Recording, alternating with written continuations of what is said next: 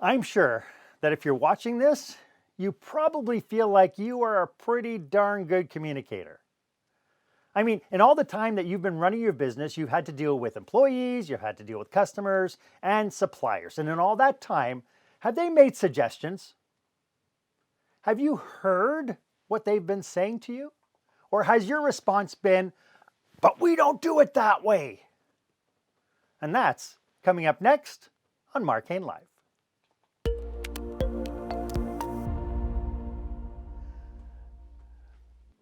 Welcome to Mark Hain Live. This is where small business owners and entrepreneurs pick up core skill sets to help them work on their business, not just in their business. I am your host, service expert, and master of experiences. Thank you so much for joining me today. My guest today for this episode is speaker and change facilitator Chris Nielsen, and we will get to him in just a moment. In the meantime, feel free to give me a thumbs up. Give me a thumbs up if this works for you, and hit the subscribe button to be able to get the notifications whenever I bring you some nice fresh content. Also, please do share and comment this post. If you know somebody who can benefit from the information, if you're watching this and you go, wow, Peter needs to hear this, feel free to share it with them, because that's how you can be of service to Peter. And if you don't know a Peter, maybe it's a Jim, a Bob, or a Steve. I don't know. If you're like me, you grew up thinking that a leader should know everything. The leader's role was to tell everyone what to do, and in many cases, how to do it. If there were any new ideas, it came from the boss. In fact, I remember my boss once telling me, Mark, if I want your opinion, I'll tell you what it is. So I have to ask you, our question of the day.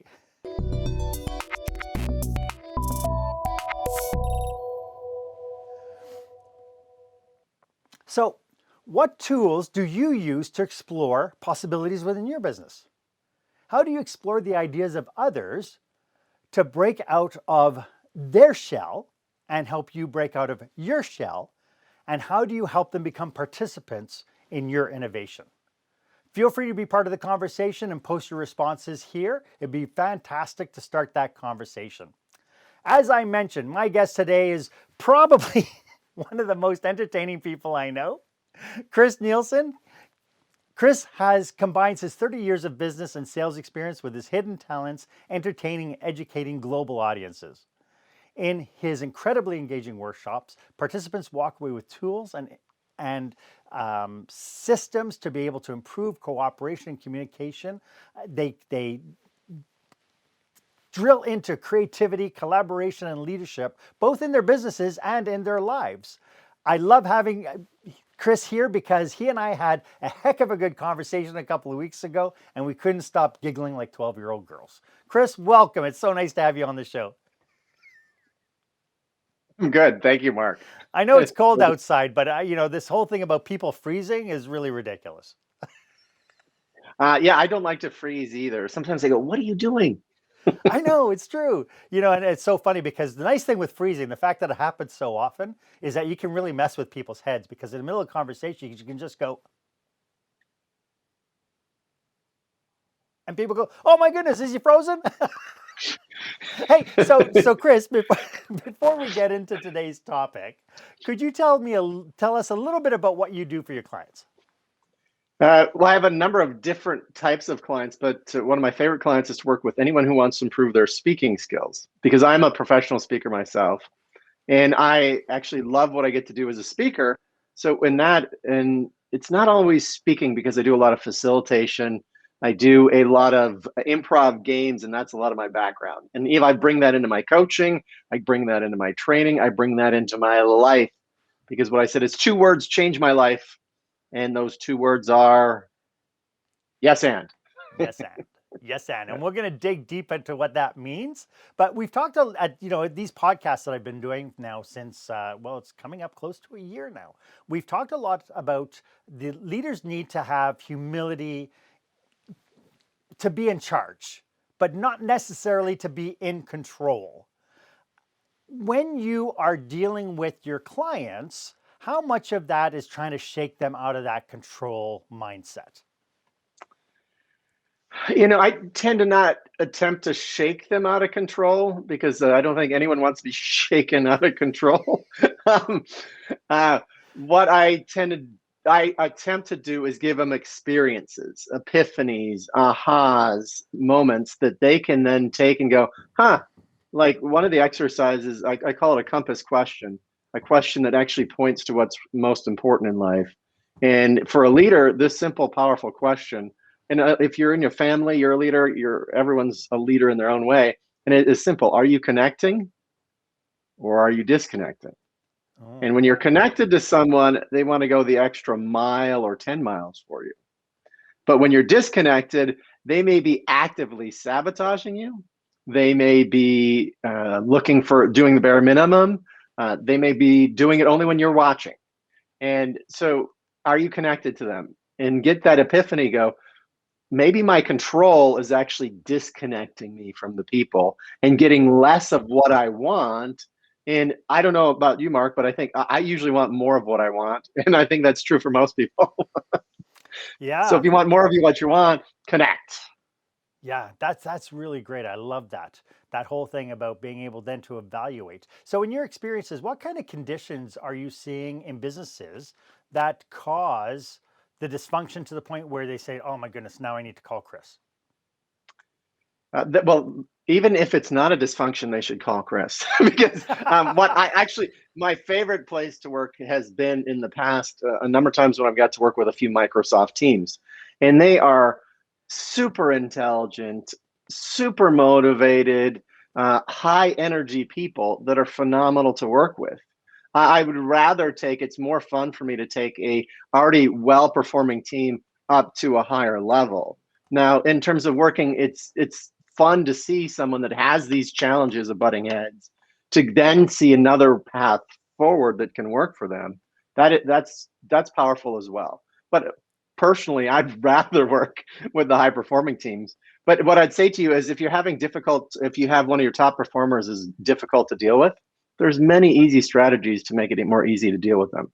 So are we talking about like leadership issues within teams, or are we talking about employee interpersonal conflicts within teams? Both of those or all those. Okay. And what I say is one of the main things I share is a five basically principles of improv, which I have an improv comedy background for about the last 10 plus years. Yeah. And that changes teams, that changes leaders, that changes families when they play with those ideas. Oh, and I'd love to deal and dig into this a little bit, but I'd like to do that and really help present some tools to the audience that they can take to overcome some of their challenges. And we'll get to that right after this. When the spotlight shines on your business, are customers applauding or yawning? In other words, how is your business performing? Make your business a star with the new book, Lights, Camera, Action, Business Operational Excellence Through the Lens of Live Theater by Mark Hain. Mark uses his business and acting experience to help you see your business like a live show so you can create a performance your customers will never forget. Buy Lights, Camera, Action today at your favorite online retailer or directly at markhain.com. Welcome back. I am speaking with Master Change Facilitator and Coach Chris Nielsen. We highlighted some of the dysfunctions that we're seeing in organizations and this idea of being able to disconnect from people and connect with people and being able to analyze that. How much of the solutions that you use, I'm trying to remember what my question was, are embedded in being able to think differently? How much of the work they do with you is to shake them out of how they've been thinking about something and how they are now being able to change that mindset? Well, I'll share. So for me, I say this. First I give my audience power to give me feedback immediately, and if you agree, thumbs up. If you don't, you sideways thumb down. You don't agree with it.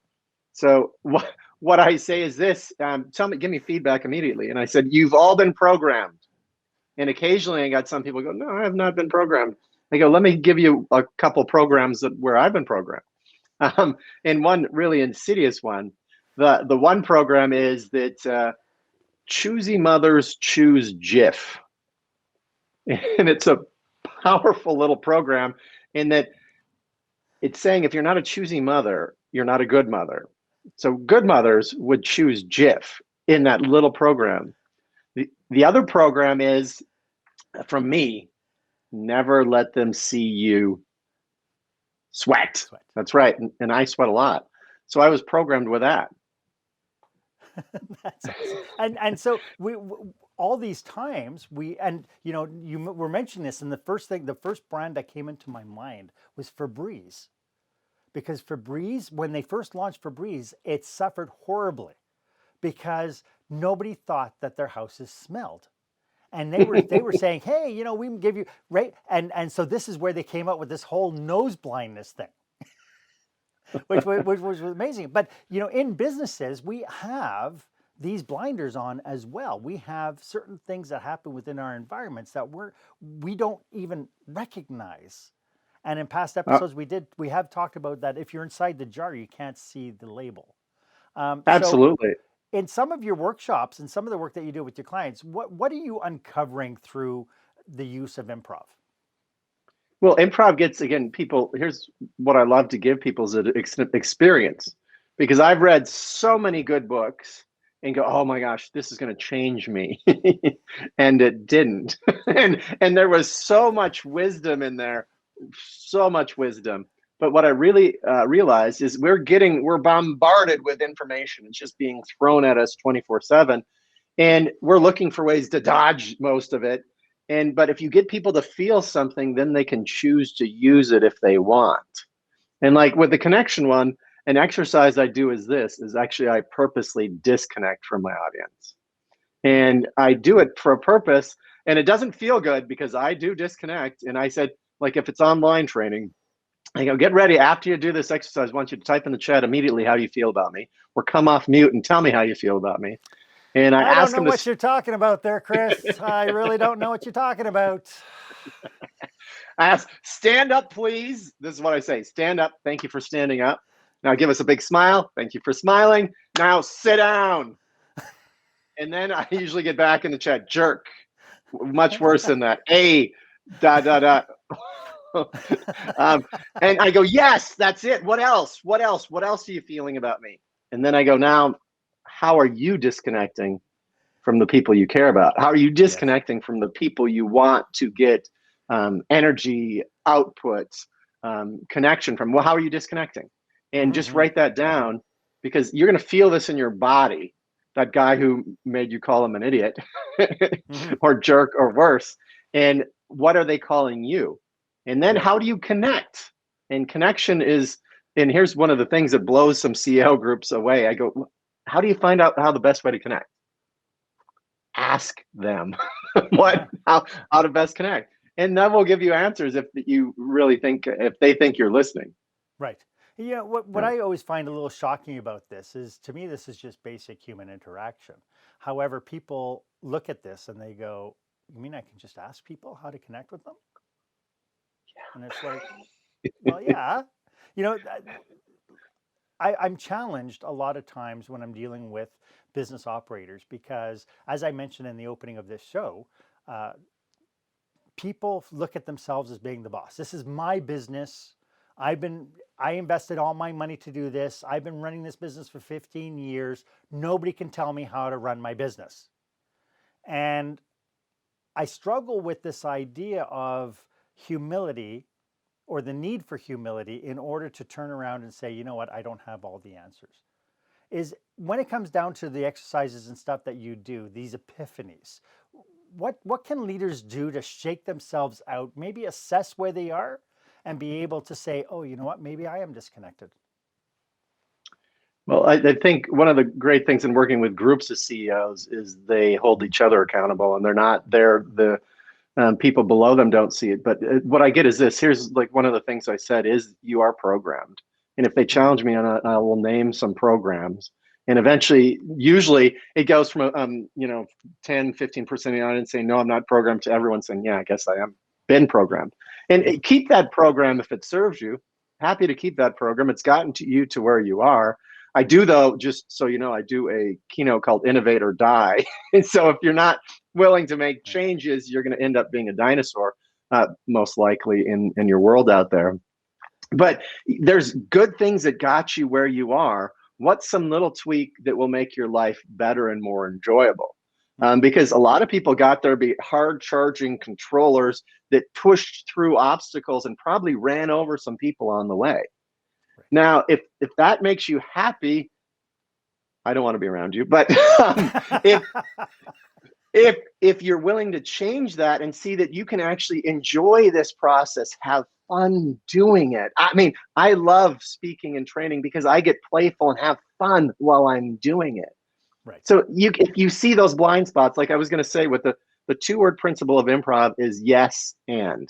Yes. And I was programmed in no but, meaning you'd share a great idea, and I've asked audiences over 500, how many of you like someone that says no but to you when you share a great idea? And no one raises their hand, and I go, oh, so you thought I was and someone yells out, a jerk. Mm-hmm. And I thought I was actually serving the situation when I was actually detracting from the situation. Was I disconnecting and more likely to get less of what I wanted? Right. And I'd simply ask people, if you want to get more of what you want, connect. And one of the great ways to connect is yes and people. And then the second principle I play with in this way. This is the number one skill in leadership, and please disagree with me if you don't think so. The number one skill in leadership, the number one skill in speaking, to throw you off, the number one skill in, I'd say, all communication, the number one skill in negotiation, sales, relationships, and that skill is listening. Yes. And some people go, what is that skill? And then I ask, how many of you have been trained in listening? Exactly. What improv gave to me is also like a PhD in listening, because to say yes and to your partner, to affirm and add something to it, you must listen if you're to make sense with it. So listening was a powerful thing. And then I take listening to a whole nother level, and I go, how do you take listening to a whole nother level? And I get great answers. I love the answers, active listening, all those things. And all those are true. But I think this takes it to an even bigger level. You're fully present in the moment. You're not thinking about what you're going to say next. You're not planning your vacation. You are there present with them. And then I ask leaders if this would be a gift. If your employees said yes and to you, they were listening and they were present while they were doing that, would that be a gift? And that's just a gift by itself. That's right. Yeah. That's right. It's so funny that you mentioned this, because one of the reasons why you and I connected was because this was actually a chapter in my book. This whole idea of yes and versus no but. And, I challenge in the book, and I tell people, I say, whenever you use the word but, you not only conquer what was said before, but you start making excuses.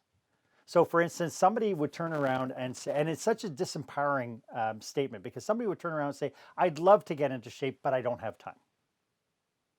If they were to switch that and use the yes and philosophy, and they say, I'd love to get into shape and I don't have time. One conquers it. One gives you an excuse why you're not going to do it. The other is more empowering, because you're saying, this is what I need to overcome. I want to get in shape and I don't have time. Yeah, and yes and is makes. Yes and is incredibly powerful. And you're right. And you can flip around and use but as an empowering way. Yes. I can't do that, but I'm going to figure out how. Yes. So you can use your phraseology. Yeah, use it to flip on yourself when you're doing something negative, then throw the but in there to negate all that negative stuff you just said, right, and turning into something very positive. Yeah. No, this is really cool. And we can do this in our interaction and being conscious of it as leaders. Like, is there a tool or a way that somebody could become more conscious of their responses to the people that they're interacting with?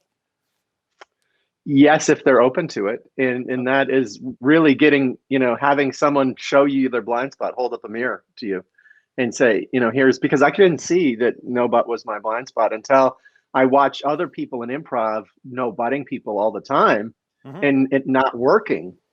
And when it didn't work, I go, oh, I'm doing that too. And right, and so oftentimes So here's one way to find out what annoys you about others.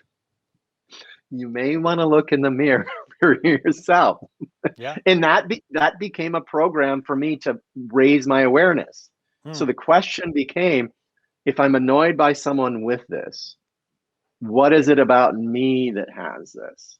And I remember an incredible, powerful experience in the awakening coaching training I did. My fellow coach was in this training, and we're going to have this meeting with this guy that just had upset me so many ways. And I listed, and we're going to have this big meeting in the town I lived in, and we're going to be together for 3 days. And I said to her, I said, "Oh my gosh, these are all the things I don't like about him." And I released on every single one of them. And then she flipped it on me. "So how is that just like you?" Oh my gosh, I'm a jerk. I'm selfish. I'm all about myself. My needs come before theirs. I don't think about other people's feelings. All these things came down.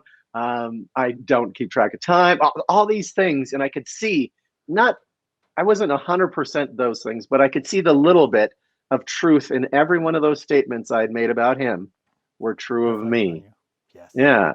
Yeah, And it's amazing. And the positive things as well. You know, what you recognize that you really like in somebody are probably conditions that you yourself have as well.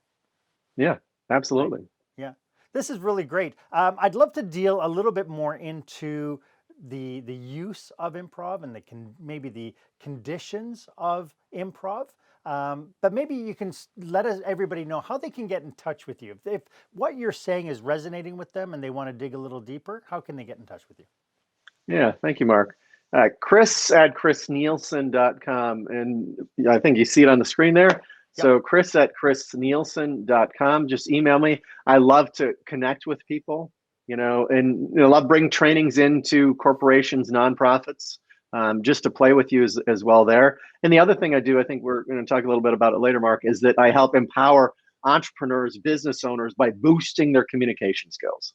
And I say, if you boost your communication skills, you're going to get more of what you want in life. So again, this is really interesting, this idea of boosting communication skills, because it is very few and far between that I've had a client who turns around and says, "Geez, I've just realized that the majority of my issues happen because of my lack of communication skills." How can somebody be self-aware enough to realize that they have an issue here? I think actually most people do have an issue. They just don't want to admit they have an issue publicly. And here, I'll give you a couple things. One, here, I'm just going to give you a mystery here is one of the things we do. I'm going to show you how you can drop 200 pounds of dead weight off your back, and you won't have to carry it around for the rest of your life. So one of my programs was I needed to be right. And I didn't know why I needed to be right so bad, but I hated to be wrong. And it was like, but here's now I figured it out. If I was wrong about this thing here that I'm catching in my hand, I was wrong as a being. And that's why I couldn't handle being wrong about this thing out here, because I related the two. Wrong about an idea or thing, me being wrong. Now I tell people in audiences, and they go, "This is," I say, "You can up, down, tell me what you think." I like to be wrong. And usually someone, "No way, that's not true." There's no way you like to be wrong. And I said, I would agree with you 7 years ago. But now being wrong about this or this doesn't make me wrong. It actually, so I'm not wrong about it. So tell me how teach me something, because I love to learn. And if I'm learning something new, I feel like I'm growing. So I've changed that program. Now, that didn't happen overnight. I worked on the program, and one program went down while the other went up. Yeah, it's the way it is, right? You have this self-awareness part of it, and you realize that it's almost like tipping the scales. Yeah, and so one of this ability to turn around to you and go to people with humility and say, "You know what? I don't have all the answers." And it feels good. Because when you think you have to have all the answers, every moment becomes a test of your beingness. When you don't need the answers, we human beings are here because we cooperated, we collaborated with each other, we created things together. And that's why we're here today doing what we did today. Otherwise, maybe lions would be ruling the world. Yeah, that's true. That's true. Mm. I'd love to do.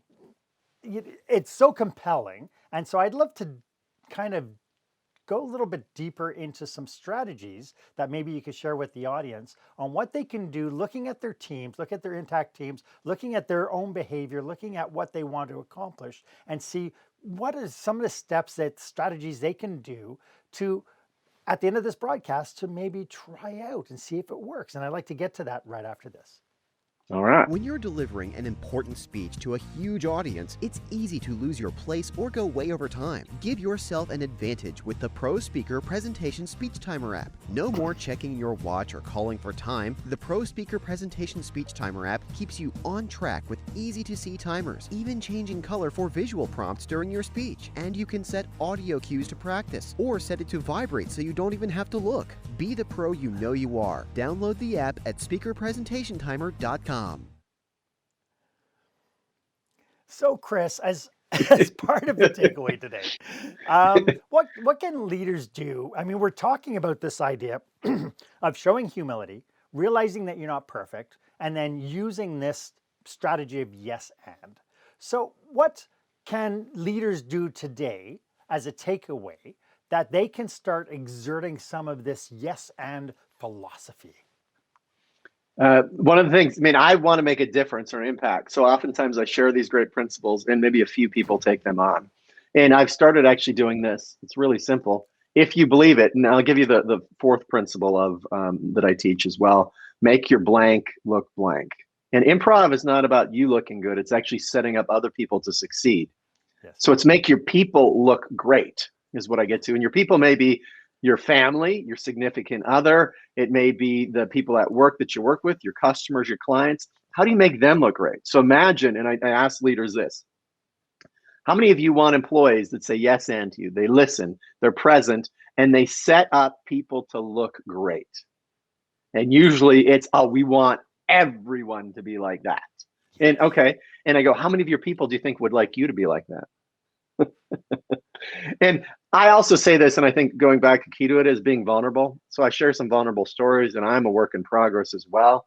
But what I say is put that in your phone, put the yes in, listen, be present, make other people look great.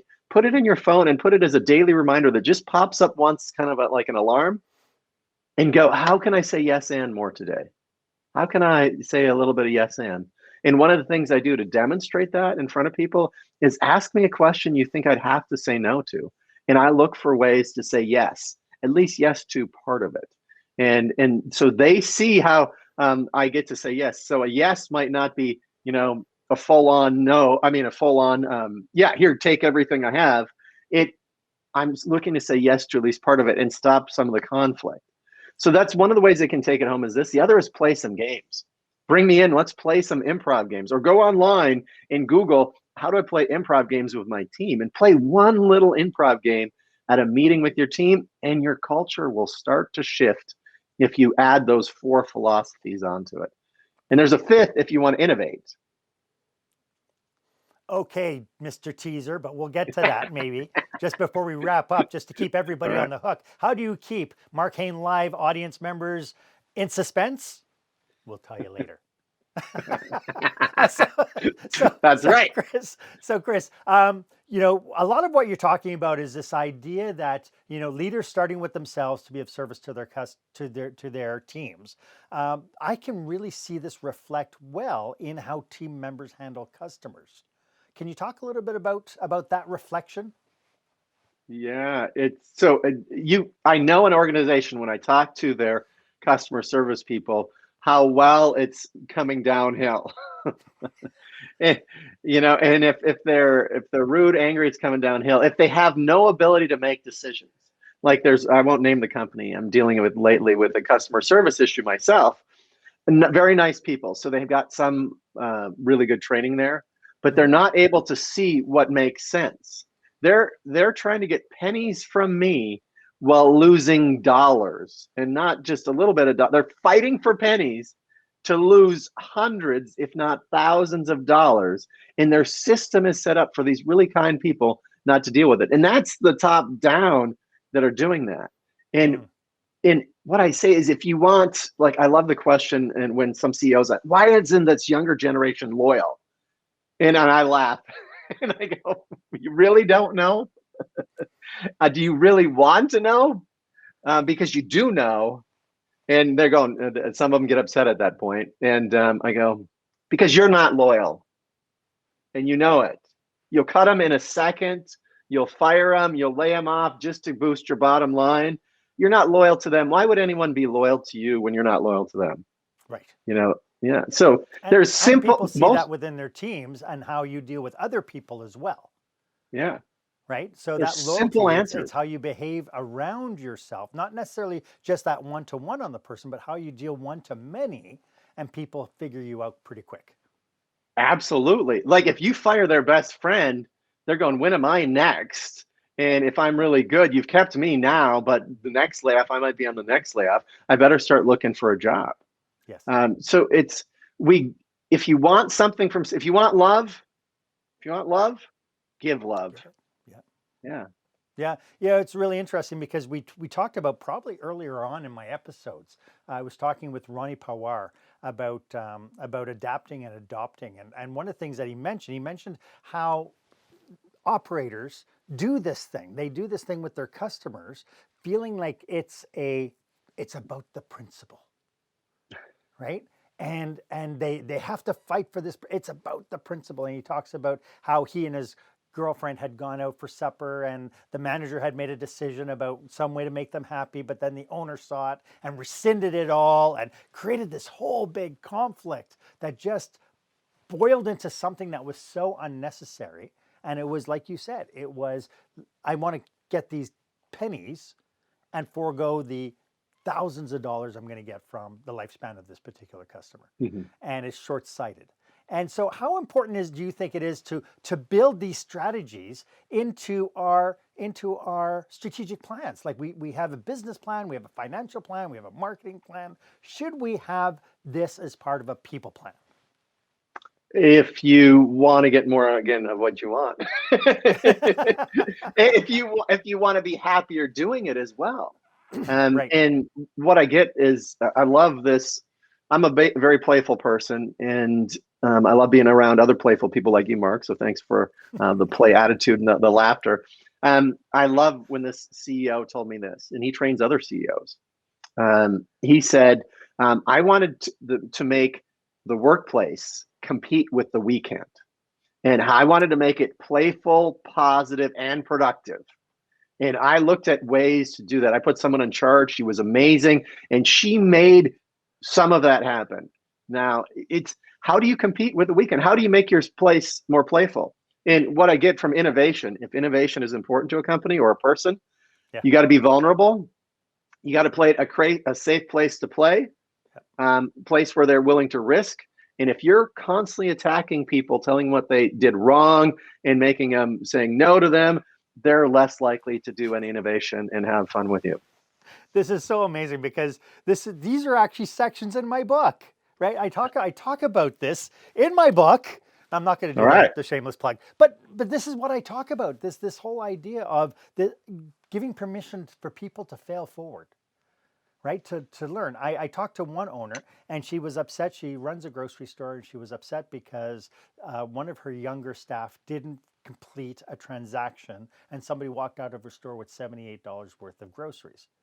And she fired the employee. And I asked, why did you fire the employee?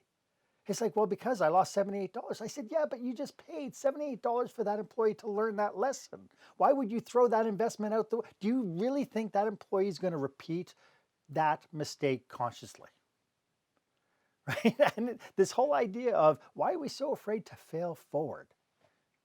That is a wonderful story. And yeah, I think the employer was very short-sighted in that. You could have been compassionate with that person, and most likely that person would never want to make that mistake again. They would have learned, they would have experienced that, and they would have never wanted to experience that again. So you'd had $78 worth of training. And I would bet, again, throwing away a few dollars, because how much training went into that employee already? Exactly. Probably hundreds and hundreds of dollars. Maybe.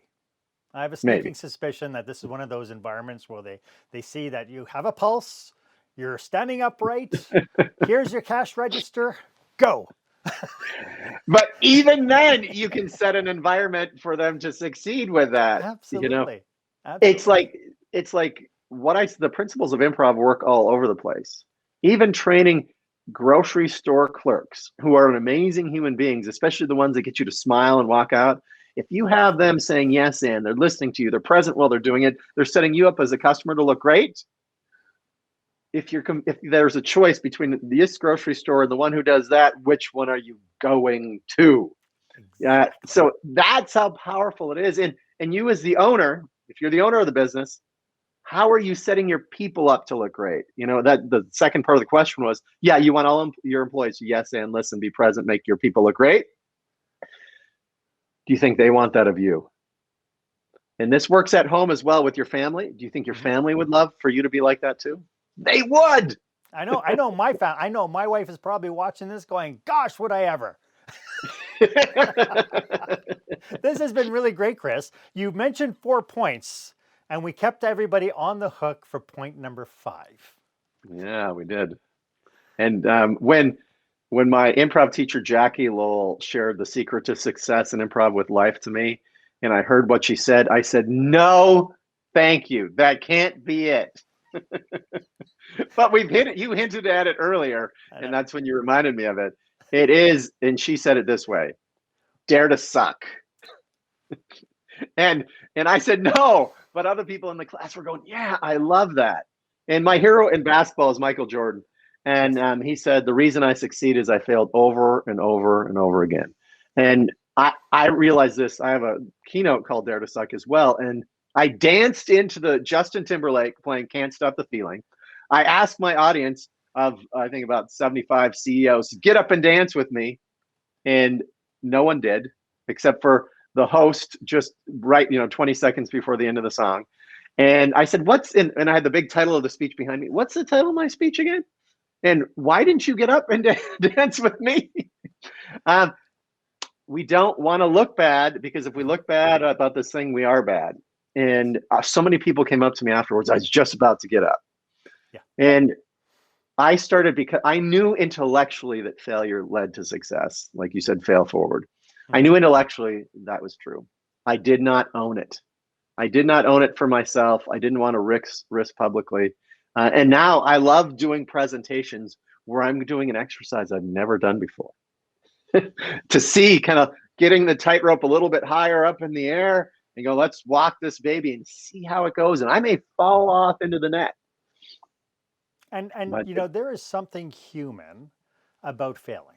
Now, we're not talking about life or death situations here. We're not talking about, oh, you know what, let's shortcut our girder system on this high-rise building and right. We're not talking about, we're talking about when it comes time to innovate, to try something new, to be able to test out, put your toe in the water and see if it works. Then absolutely, if part of it works, it's like, okay, let's put the rest of the toes in the water. Let's put the foot in the water. Let's go up to her and how's this looking, right? And be able to have fun with it. Yeah, I don't go to my airline pilot when I'm getting on a plane, which I haven't in a while. But hey, dare to suck today. Yeah, exactly. Hey, don't fear failure. Try some new maneuvers. No, get me there. Land safely. But when you think about it, when you think about their training, mm-hmm. Their training is done in simulations where you do something, you fail, you do something, you adjust, you fail, but maybe not as bad. You do it again, right? The simulations are their failure models. That's how they learn to fail before they go out in the real world and they do it again. Yeah, they get hundreds, if not thousands, hours of failure hours where they're put in really difficult situations where they get to fail in those situations. Right. And I remember I tried a helicopter simulator and I was getting the hang of it. We were doing stuff and she says, okay, I'm going to throw some weather at you. Right? And the whole thing was about at what point will I crash? Yeah. right? And it's like, okay, well, I learned this. So now I need to learn how to adjust for it. And so I can see business operators looking at this and saying, but my life threatening thing could be I'm going to lose a customer or I'm going to lose profit or I'm going to lose reputation. And, those three things can be adapted and adjusted through the use of improv techniques as well. Yeah, I would say, if you bring more of it into your life, you're actually going to have more customers, more profit, because you get more. We have mental muscles that have atrophied in us, these creative mental muscles, because in most schools, there's one right answer. And they look at kindergartners, they're very divergent thinkers. By the time it's fourth grade, incredibly convergent thinkers. Yeah, and then by the time you get to university, I don't know about you, but when I went to college and I argued something with the professor and I was chastised for it. It's like, how dare I question his theory or his assumption on something because he's the teacher. Yeah, Especially when it and came the to teacher's got an identity and hasn't look, it took me, I'm 54 years old. It took me till 47 to let go of being right about things. Yeah. And that felt like 200 pounds off my back. It's easier to be on stage as a speaker for me. It's easier to be a leader if you drop those things. It's easier to uplift the people around you and have a more productive business. So, if I could share just letting that go, how powerful that is, one program, just work on for yourself, you will enjoy your life so much more. Yeah. I did a program called with Lauren Kelton, who was talking about corporate culture, and I did another show with Michael Kerr, who talks about how not to have a soul-sucking work environment. And a lot of this is all here. But part of the challenge is, and I mentioned this in the book, that a lot of times the problem is that you have a leader who is in control, but that control is like putting the brake on for your driver and telling him to go places. What advice would you have for leaders who just can't let go of the reins? What do they need to do to shake them out of that? That can be tough for some because some won't let go, and if they won't let go, if they're open, they can let go of anything. They can learn new things. And if you've played sports leader that won't let go, did you ever have someone tell you weren't coachable? Being coachable, every one of the greats was coachable. So if you want to get great at what you do, get coachable. I haven't put the article out, but I'm gonna. How to be a jerk CEO or leader and still have a great organization. And I'll give you the key to that, jerks out there, if you're still watching, is hire someone that can put up with you, that is awesome, and then empower them to deal with everyone else. That's it. Distance, yeah, and that's the disconnect, success of disconnecting, right there. There's times if you know you're a jerk, maybe you should disconnect from your organization and let amazing human beings take it over, and then still everyone can grow. When someone says you can't change, of course you can change. You're changing every day. You just resist it. Your program, you're so attached to some program, you resist it, and here's one of the things I say too. It's the reason why we can't talk politics for most people is you have taken this idea and it's like it's attached to you. Yes. And if someone is messing with your idea, pulling it away, it feels like they're ripping at your skin. But one of the things with listening is the question I ask myself. I think Alan Alda was the quote. Are you listening with the willingness to be changed?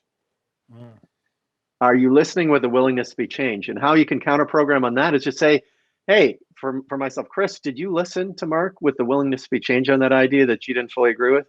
I go, maybe I didn't. How can I be open to that? At least open to that and entertain the thought versus go, no way, that can't be true. Anyone can grow from out of their jerkness. Yeah, and so you're mentioning this, and my next question was, what is the very next step somebody should do as soon as they get off this broadcast? What's the one thing that they need to take away from this to be successful? And I think you just mentioned it. Well, I think there's a lot of things they can do, but I did say I would put it in the phone, the principles of improv, and take those on, or go to an improv class, or hire me to come in and work with you and your team. Chris.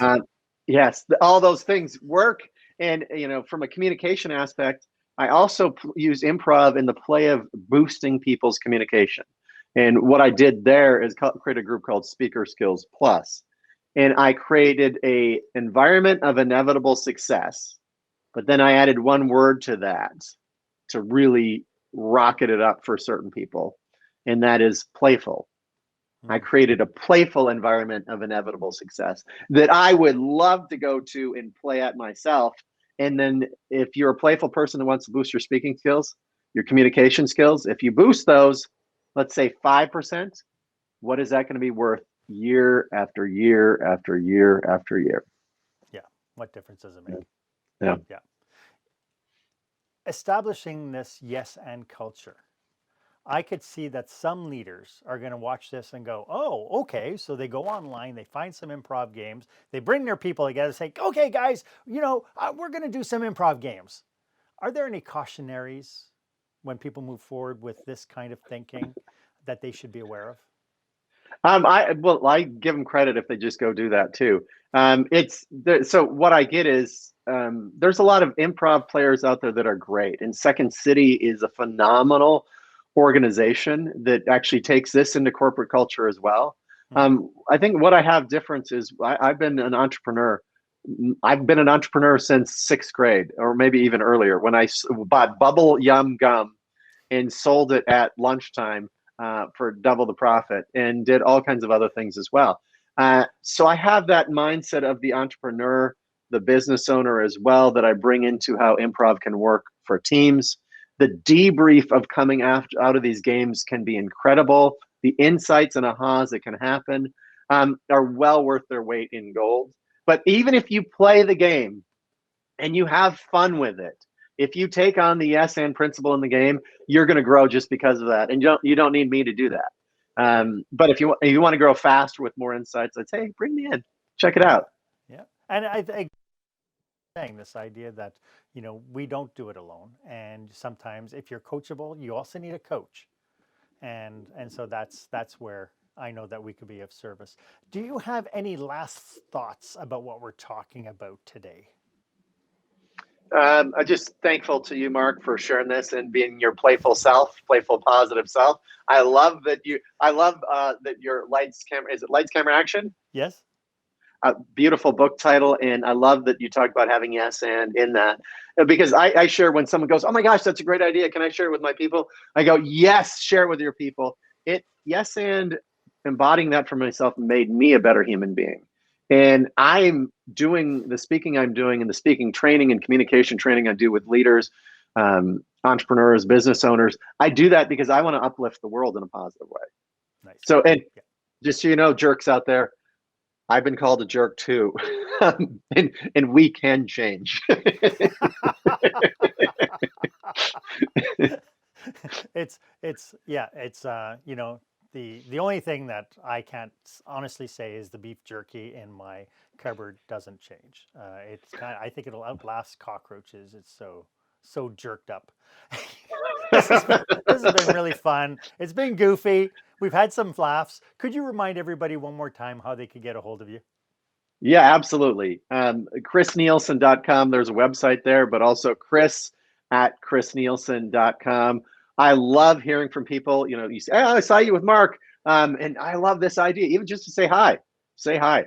If you want to talk about what I do in terms of training, I give you a free golden ticket. Anyone who wants it to come play with me. And that is basically, you get to go on a test drive or ride and see if, Speaker Skills Plus is for you, or, oh, I don't like this Speaker Skills Plus, and that's fine too. So connect with me. I love to connect with people. Chris, you're amazing. Thank you so much. Great. That has Thank been you, Mark. absolutely awesome. Thank you for being on the show today. Thank you for having me. Why don't you let me know if this was of value to you? You can do that very simply.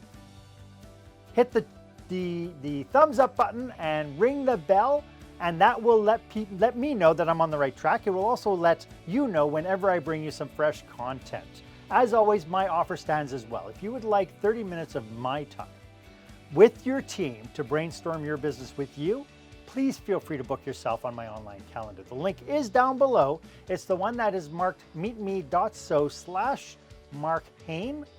And I would be more than happy to give you 30 minutes where we can just brainstorm your biggest, deepest challenge with you and your team. As always, I am at your service. And if you haven't done so yet, please go ahead, hit the subscribe button, ring the bell. I should do what Chris was just mentioning. Chris said this thing about that we're being programmed. So, you know, I've come to the conclusion that nice people hit the subscribe button and give thumbs up. Only nice people do it. Bad people don't do it. Which one are you? Anyway, if you go ahead and do that, it'll give you first dibs. And, you know, ultimately my role here is to provide you some great content to help you work on your business, not just in your business. My name is Mark Hain.